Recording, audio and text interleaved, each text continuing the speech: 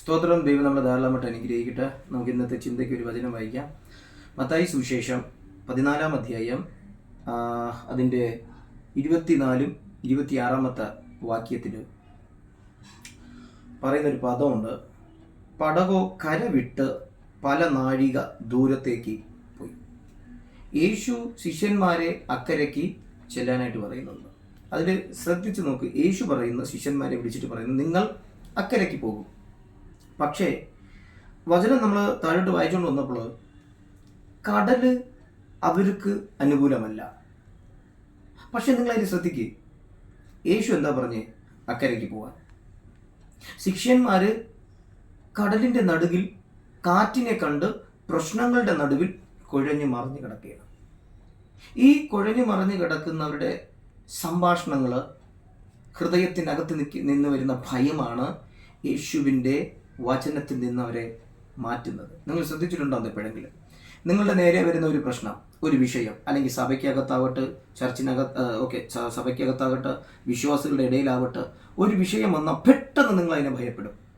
ആ ഭയത്തിനകത്ത് സ്തോത്രം നിങ്ങൾ പറയുന്ന വാക്കുകളാണ് നിങ്ങൾക്ക് തന്നെ പ്രതികൂലമായി വരുന്നത്. അത് അനുകൂലമല്ല. ഇവിടെ ശിഷ്യന്മാർ ഈ കടലിനകത്ത് കിടന്ന് ചുറ്റി ആ കാറ്റ് കണ്ട് പ്രശ്നങ്ങളായപ്പോൾ യേശു ആ തിരമാലയെ ചവിട്ടി വരുന്നുണ്ട്. ആ വരുന്ന യേശുവിനെ കാണാൻ ശിഷ്യന്മാരെ കൊണ്ട് പറ്റുന്നില്ല.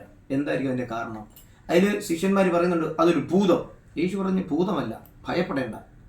അപ്പോൾ നമ്മുടെ ജീവിതത്തിനകത്ത് കർത്താവ് പറയുന്ന വാക്ക് നമ്മൾ നന്നായി ശ്രദ്ധിച്ചാൽ മതി. യേശു പറഞ്ഞ് നിങ്ങൾ അക്കരയ്ക്ക് പോകും. പക്ഷെ ശിഷ്യന്മാർ അത് ശ്രദ്ധിക്കുന്നില്ല. മോശയുടെ എന്താ പറഞ്ഞേ? പുറപ്പാട് പുസ്തകം നമ്മൾ വായിക്കുമ്പോൾ 1, 2, 3 അധ്യായങ്ങളിൽ വായിക്കുമ്പോൾ പറയുന്നത് എന്താ? നീ ഇസ്രായേൽ ജനത്തെ വിടുവിച്ച് കൊണ്ടുവിടെ വരും, ഈ മലയിൽ നിങ്ങൾ ആരാധിക്കും. പക്ഷെ അതിനകത്ത് നടക്കുന്ന പ്രശ്നങ്ങളൊന്നും മോശയോട് പറയുന്നില്ല. ഇപ്പം യേശു ഇവരെ അക്കരയ്ക്ക് പോകാനായിട്ട് പറയുന്നുണ്ട്. പക്ഷെ കടൽ നിങ്ങൾക്ക് അനുകൂലമാകുമെന്നോ പ്രതികൂലമാകുമെന്നോ കാറ്റടിക്കുമെന്നോ ഒന്നും പറയുന്നില്ല. ശ്രദ്ധിച്ച് നോക്കി, ഒന്നും പറയുന്നില്ല.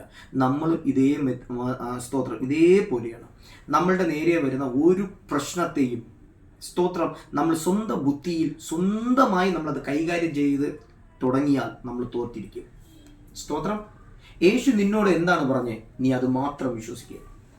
ഹല്ലേലൂയ. യേശു നിന്നോട് എന്താ സംസാരിച്ചേ? യേശു നിന്നോട് എന്താ പറഞ്ഞേ? സ്തോത്രം. 12 വർഷം രക്തസ്രാവകാരിയോട് പറഞ്ഞെന്താ? നിന്റെ വിശ്വാസം നിന്നെ രക്ഷിച്ചിരിക്കുന്നു, ബാധ മാറി, സ്വസ്ഥതയായി. നിങ്ങൾ അവിടെ ശ്രദ്ധിച്ചു നോക്ക്. അവര് വന്ന സമയത്തും തിരിച്ചു പോകുന്നതും തമ്മിൽ 2 വ്യത്യാസമുണ്ട്. വന്നത് 12 വർഷത്തെ കഠിനമായ ഹൃദയം കൊണ്ട് വന്ന ആ സ്ത്രീ തിരിച്ചങ്ങനെയല്ല പോകുന്നേ. സ്തോത്രം. ഒന്ന് ആലോചിച്ച് നോക്കൂ. യേശു പറഞ്ഞ ഒരു വാക്ക്, നീ യേശുവിനെ ദൈവപുത്രനാണെന്ന് വിശ്വസിക്കുക, നിന്റെ ജീവിതത്തിൽ വൻ അത്ഭുതങ്ങൾ നടത്തും ദൈവം. പക്ഷെ നമ്മൾ ഇപ്പോഴും യേശു അത്ഭുതം നടത്തും എന്ന് പറച്ചിൽ മാത്രമേ ഉള്ളൂ. പക്ഷെ അത് ഹൃദയം കൊണ്ട് എന്ത് ചെയ്യുന്നില്ല, അത് വിശ്വസിക്കുന്നില്ല. അതുകൊണ്ടാണ് നമ്മൾ പ്രാർത്ഥിക്കുമ്പോൾ അത്ഭുതങ്ങൾ കാണാൻ പറ്റാത്തത്. സ്തോത്രം. ഹല്ലേലൂയ. സഭയിൽ പോകുന്നു, കൈയടിക്കുന്നു, പ്രാർത്ഥിക്കുന്നതല്ലാതെ എൻ്റെ യേശു എൻ്റെ ജീവിതത്തിൽ, എൻ്റെ വിഷയത്തിൽ, എൻ്റെ കുടുംബ വിഷയത്തിൽ, എൻ്റെ എല്ലാ പ്രശ്നത്തിലും വരും, അവൻ പരിഹാരക്കാൻ ആണ് എന്നുള്ളൊരു ചിന്ത നമുക്കില്ല.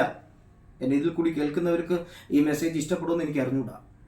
ഇത് വ്യക്തമായി പറയുന്നു, നിങ്ങൾ അക്കരയ്ക്ക് പോകുവിൻ എന്നാണ് യേശു പറയുന്നത്. അപ്പോൾ ആ വാക്ക് നോക്ക്, നിങ്ങൾ അക്കരയ്ക്ക് പോകും. ഇനി ആ കടലിൻ്റെ പ്രശ്നത്തിൻ്റെ നടുവിൽ എന്തുകൊണ്ട് സ്തോത്രം ഇവർ യേശുവിൻ്റെ വാക്ക് ശ്രദ്ധിച്ചില്ല? എന്തുകൊണ്ട് ശ്രദ്ധിക്കാൻ പറ്റിയില്ല അവർക്ക്? അതുകൊണ്ടല്ലേ യേശു ആ കടലിൻ മീൽ നടന്നു വന്നപ്പോൾ അയ്യോ അതൊരു ഭൂതം എന്ന് പറയേണ്ടി വന്നത്? ഇതുപോലെയല്ലേ നമുക്ക് നേരെ വരുന്ന പ്രശ്നത്തിൻ്റെയും വിഷയത്തിൻ്റെ മധ്യയിൽ യേശു കാണുന്നില്ലേ? യേശു ഇതൊന്നും അറിയുന്നില്ലേ? എന്തുകൊണ്ട്? സ്തോത്രം. നീ ജയിക്കാനുള്ള ഭാഗത്ത് നീ ജയിക്കണം. മെലീത്ത ദ്വീപിൽ പോകുമെന്നും കാറ്റടിക്കുമെന്നും പാമ്പ് സ്തോത്രം പൗലോസിൻ്റെ കയ്യിൽ കടിക്കുമെന്നൊന്നും പറഞ്ഞിട്ടില്ല. നീ റോമിൽ നിൽക്കും, എന്നെ നീ സാക്ഷീകരിക്കും. അതുകൊണ്ടാണ് ആ വിഷം പൗലോസിൻ്റെ ശരീരത്തിൽ കയറുന്നില്ല. പൗലോസ് പറയുന്നുണ്ട്, ഞാൻ ആരെ വിശ്വസിക്കുന്നു എന്ന് എനിക്കറിയാം. സ്തോത്രം. എന്നെ ഇതിൽ കൂടി കേൾക്കുന്ന എനിക്ക് നിങ്ങളോട് പറയാനുള്ളത്, ഉള്ളുകൊണ്ട് ഭയപ്പെടരുത്. യേശു നിന്നോട് എന്തെങ്കിലും സംസാരിച്ചിട്ടുണ്ടെങ്കിൽ നീ ആ സംഭാഷണം വീണ്ടും റിവൈൻഡ് ചെയ്തെടുക്കണം. ദൈവവചനത്തിൽ നിന്നും, ദൈവത്തിൻ്റെ സ്തോത്രം ആമേൻ, പരിശുദ്ധാത്മാവിൽ നിന്നും നിനക്ക് എന്തെങ്കിലും നിന്റെ ഹൃദയത്തിൽ ആമേൻ ദൈവവചനം തന്നിട്ടുണ്ടെങ്കിൽ നീ അത് ചിന്തിക്കണം. പ്രശ്നത്തെ ചിന്തിക്കരുത്. നീ അത് ചിന്തിച്ചാൽ ദൈവം ഒരു വലിയൊരു അത്ഭുതം ചെയ്തിരിക്കും. ഹല്ലേലൂയ, സ്തോത്രം. നമ്മളൊക്കെ മനുഷ്യരാണ്, നമുക്ക് നമ്മളതായിട്ട് കുറച്ച് ബുദ്ധിയും കാര്യങ്ങളൊക്കെ ഉണ്ട്.